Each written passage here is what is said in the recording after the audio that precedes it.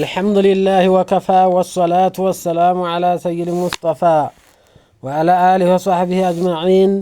فلا إله إلا الله لا نافية للجنس لا يمتلو قال የጎሳን አይነት በሙሉ ካላህ ውጭ ሊገዙት የሚገባ የለም በማለት የጎሳ ማንኛውንም ጎሳ የጅንም ይሁን የሰው የዛፍም ይሁን የድንጋይ ማንኛውንም ጎሳ የምትገፍ ውርቅ የምታደርግ ናት። ኢላሃ ያለው ደግሞ እስሟ ነው፣ ስሟ መንሱብ ነው።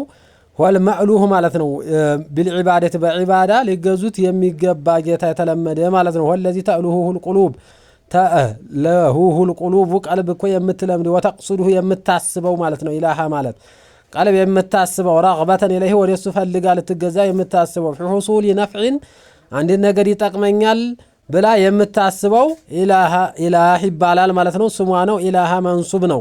وعلامة نصب فتحة ظاهرة ነው። አው يفع ضر ወይ ደግሞ تقصده القلوب في حصول نفع ويتقمنيال أو يفع ضر ويغدانيال ሁለቱንም ሊጎዳኝም ሊጠቅመኝም የሚችለው ኢላሃ አላህ Subhanahu Wa Ta'ala ብቻ ነው ብላ የምታሲዘው ስምናት ኢላሃ የምንለው ከሐሊ من عبادة الأموات والغائبين والأصنام ልክ አሟቶችን ወይም ሩቅ ያሉ ሰዎችን ወይ ደግሞ ታውታትን ይጠቅሙኛል ይጎዳናል ብለው እንደሚገዙት እነሱ ምንም የማይፈይዱ ከመሆናቸው ጋራ ኢላህ የምንለው አላህ Subhanahu Wa Ta'ala ሊጠቅም ሊጎዳው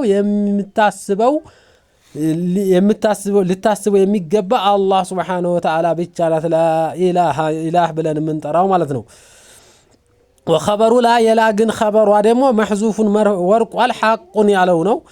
ተገቢው ላ ኢላሃ معبود حق الا الله በእውነት ሊገዙ የሚገባ ጌታ የለም ከአላህ በስተቀር إلا الله عليه استثناء ነው من الخبر المرفوع ማለት ነው። ከወደቀው خبر ላይ استثناء ያወጣዋል። በእውነት የሚገዙ ጌታ የለም ከአላህ ብቻ ሲቀር ብለ فالله سبحانه وتعالى ስለዚህ አላህ سبحانه وتعالى هو الحق እውነተኛ ጌታ ነው። وعبادته መገዛቱም እሱ وحده ብቻውን هو الحق ትክክለኛ እውነተኛው እሱ ብቻ ነው። وعبادة غيره ተሱጭ ያለውን እኮ መገዛት منتفية ውድቅ የተደረገ ናት።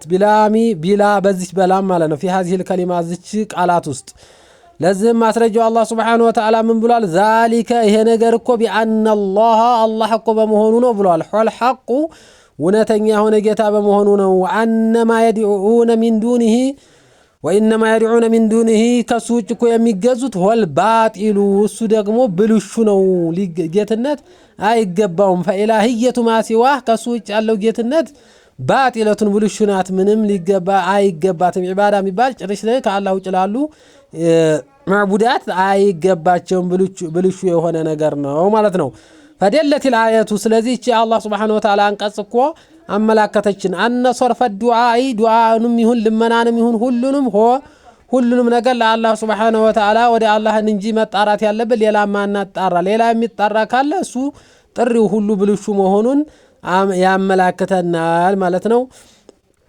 وبهذا القدر أكتفي وصلى الله وسلم على خير خلقنا محمد وعلى آله وصحبه أجمعين.